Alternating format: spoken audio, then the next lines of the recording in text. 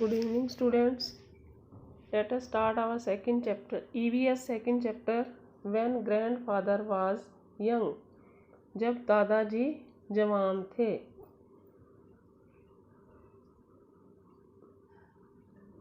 There was an old photograph in Raju's house. Raju ਦਾ घर है जिस एक पुरानी फोटोग्राफ लगी हुई है, पिक्चर लगी हुई है. और दादा जी की जी पिक्चर है ये दादा जी की है.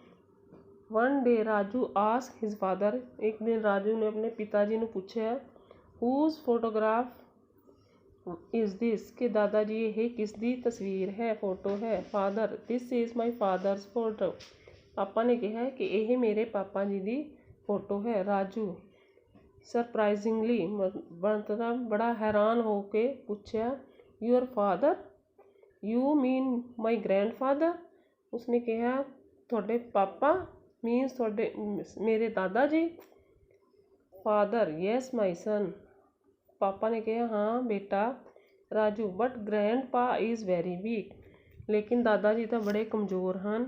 ही वाक्स विद ए स्टिक. वो तो एक स्टिक नाल तुरदे हैं, छड़ी नाल.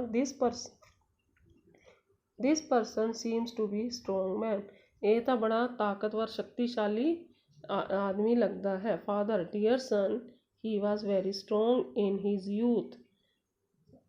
बेटा जदों ये जवान सन तो बड़े ताकतवर सन, शक्तिशाली son. Now he was grown old. हुण ओह बूढ़े हो गए हैं. Raju will you also grow old. Raju अपने पापा नूं कहंदा है पापा क्या तुसी भी बूढ़े होंगे. फादर यस माई सन. हाँ बेटा. Not only me but your mother will also get old with time. अकेला मैं ही नहीं तेरी मम्मी जी भी जदों टाइम के अकॉर्डिंग बूढ़े होणगे. But by that time you will be a young man. उस टाइम तक तू जवान हो गया होएगा. उस टाइम तू जवान हो जाएगा. उस टाइम असी बूढ़े हो जाएंगे. जदों असी बूढ़े होवांगे तू जवान हो जाएगा. Raju has great affection for his father. A newspaper is delivered daily to their home. एक रोज़ एक न्यूज़पेपर आंदा उन्होंने घर. Grandfather has a weak eyesight. जदों बूढ़े हो गए दादा जी तो उन्होंने आई साइट वीक हो गई, नज़र कमज़ोर हो गई. So he can not read the newspaper. वह अखबार नहीं पढ़ सकते. Raju reads the newspaper for his grandfather. Raju अपने दादा जी की हैल्प करता है. किवें करता है वह उन्होंने न्यूज़पेपर पढ़ता है.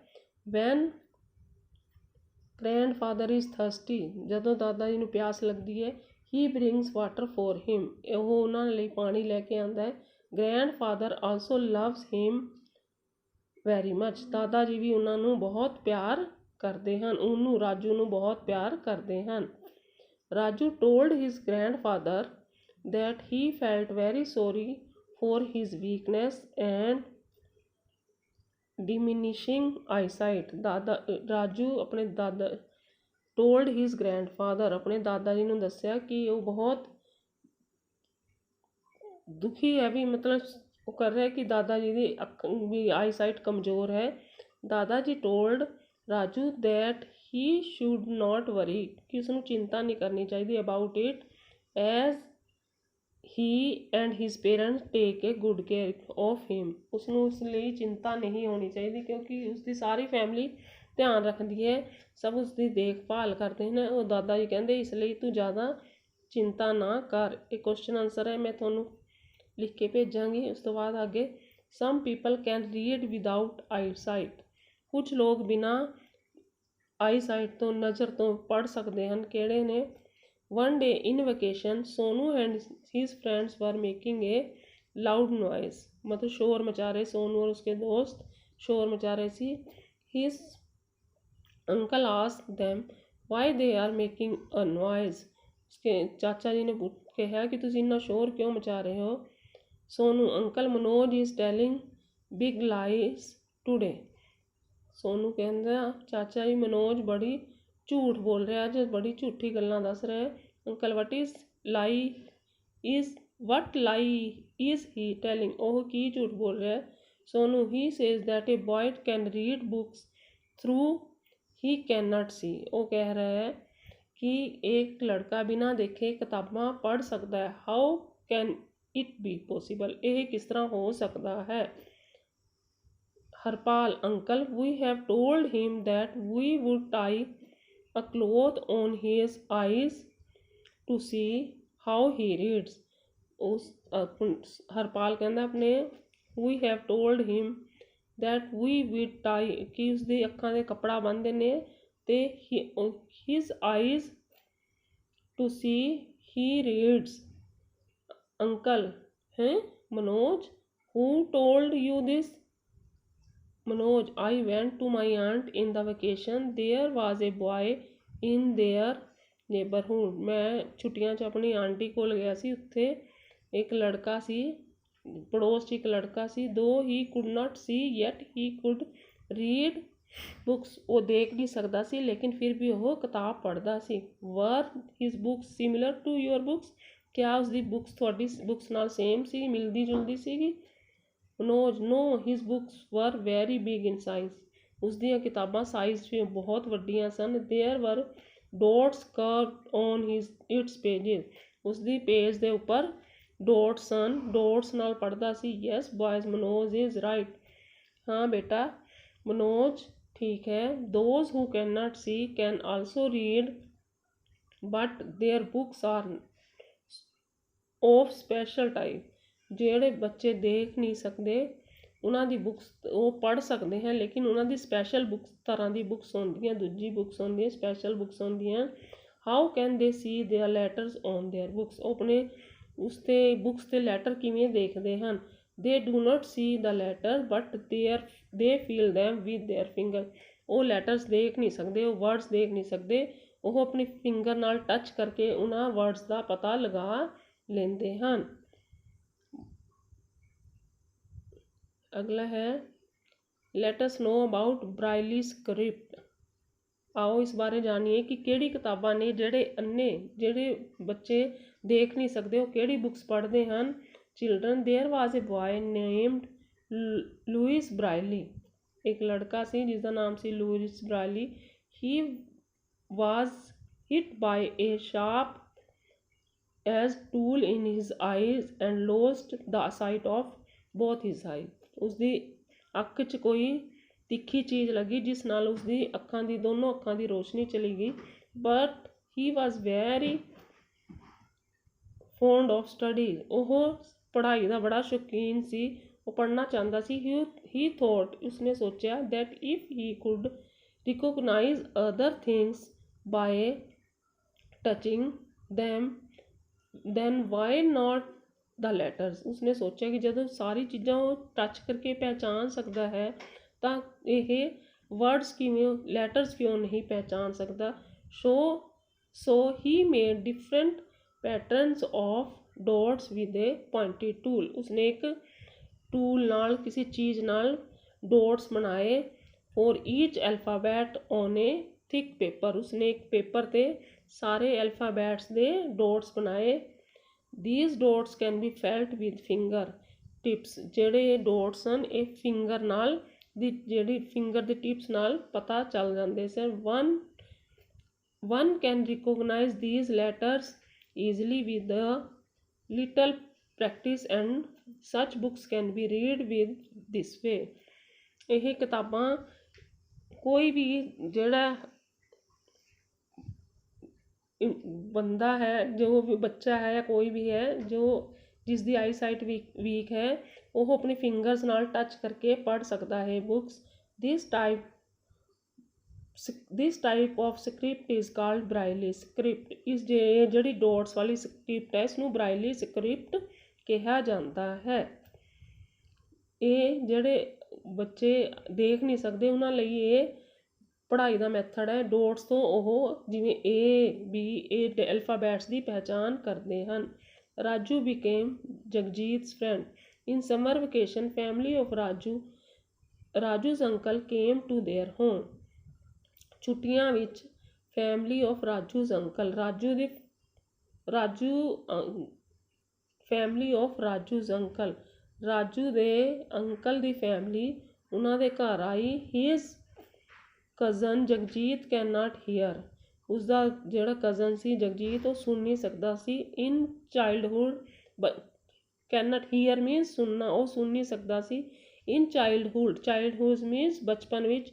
ਹੀ ਵਾਜ਼ ਵੈਰੀ ਇਲ, ਉਹ ਬਹੁਤ ਬਿਮਾਰ ਸੀ। Due to that illness he had hearing loss, ਜਦੋਂ ਉਹ ਬਿਮਾਰ ਸੀ ਤਾਂ ਉਹ ਬਿਮਾਰੀ ਵਿੱਚ ਉਸਦੀ ਕੰਨਾਂ ਦੀ ਸੁਣਨ ਦੀ ਸ਼ਕਤੀ ਖਤਮ ਹੋ ਗਈ। ਹਿਜ਼ ਫੈਮਿਲੀ ਨਾਉ communicate with him through sinus, ਉਸਦੀ ਜਿਹੜੀ ਫੈਮਿਲੀ ਹੈ ਹੁਣ ਉਸਨੂੰ ਸੁਣਦਾ ਨਹੀਂ ਸੀ, ਕਿਵੇਂ ਗੱਲਬਾਤ ਕਰਦੀ, ਸਾਈਨ ਇਸ਼ਾਰਾ ਕਰਕੇ ਗੱਲ ਕਰਦੀ ਸੀ।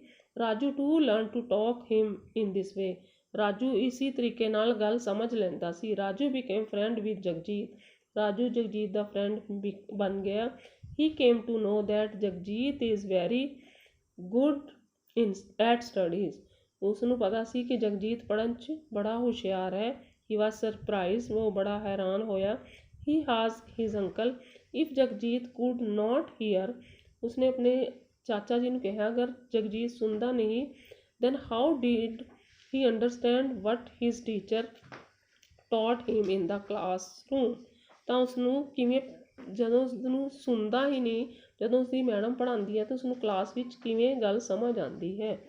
His uncle told him that there are special schools in city where such students are taught with the help of sign language, ਉਸਦੇ ਚਾਚਾ ਜੀ ਨੇ ਦੱਸਿਆ ਕਿ ਇਹ ਕੁਝ ਸਪੈਸ਼ਲ ਸਕੂਲ ਹੁੰਦੇ ਹਨ ਜਿਨ੍ਹਾਂ ਵਿੱਚ ਜਿਹੜੇ ਬੱਚਿਆਂ ਨੂੰ ਸੁਣਾਈ ਨਹੀਂ ਦਿੰਦੇ ਉਹਨਾਂ ਨੂੰ ਇਸ਼ਾਰਿਆਂ ਨਾਲ ਸਮਝਾ ਕੇ ਪੜ੍ਹਾਈ ਕਰਾਈ ਜਾਂਦੀ ਹੈ। ਹੁਣ ਇਹ 3 ਮੈਸੇਜ ਹਨ। ਫਸਟ ਵਾਲਾ ਦੇਖੋ, ਇਹ ਕੀ ਮੈਸੇਜ ਕਰ ਰਿਹਾ ਹੈ, ਸਾਈਨ ਨਾਲ ਸਮਝ ਆ ਰਿਹਾ ਕੀ ਕਰ ਰਿਹਾ, ਸਟॉप। ਸੈਕਿੰਡ ਹੈ ਫਿੰਗਰ ਰੱਖੀ ਮੂੰਹ ਤੇ, ਇਸਦਾ ਮਤਲਬ ਕੀਪ ਸਾइलेंट। ਥਰਡ ਵਾਲਾ ਇਹ जीत का निशानी कि वी वॉन, ये थर्ड वाला इसका साइन है। तो साइन नाल उसने सारी गल समझाती। तो नैक्सट है थिंग्स टू रिमेंबर, उस तो बाद फिलअप्स है, मैं बोल के थोनू समझा रही हाँ। फस्ट है it becomes difficult to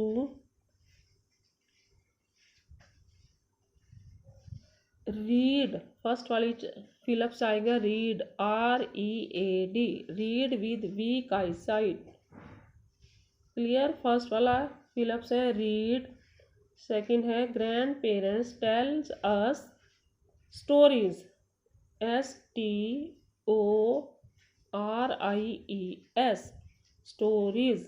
second fill ups है स्टोरीज। थर्ड है with practice we can recognise things by touching, TOUCHING, touching.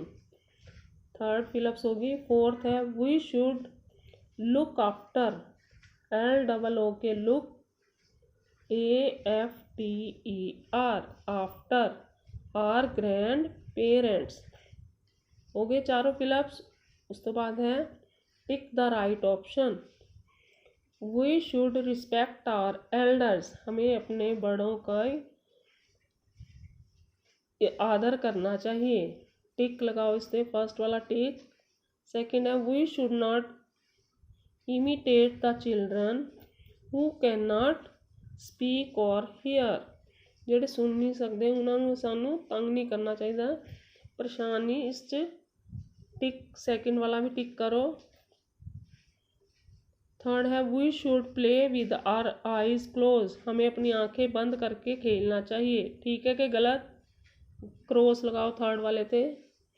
Fourth वाला the people who can not speak communicate in sign language, ਜਿਹੜੇ हु कैन नॉट, ਜਿਹੜੇ बोल नहीं सकते वो किस तरह गल करते, साइन लैंग्वेज द्वारा गल करते हैं। तो इस पर भी टिक लगाओ।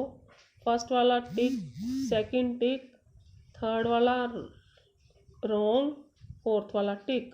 हो गया, चारों फिलअप्स हो गए। हुण मैच दा लुइस ब्रायली ਕਿਹੜੀ ਸਕ੍ਰਿप्ट ने इन्वेंशन की सी, ब्रायली ਸਕ੍ਰਿप्ਟ, ਇਹਦੇ ਨਾਲ मैच करो। Louis Braille script. सेकंड है वीक बॉडी, वीक बॉडी कदों हो जाती है, इन ओल्ड एज बड़ी एज। उसके बाद communicating with indication sign language, इसनों मैच करो। फर्स्ट वाला Louis Braille script, weak body old age, communicating with indication sign language, ये थोड़े मैचिंग हो गए।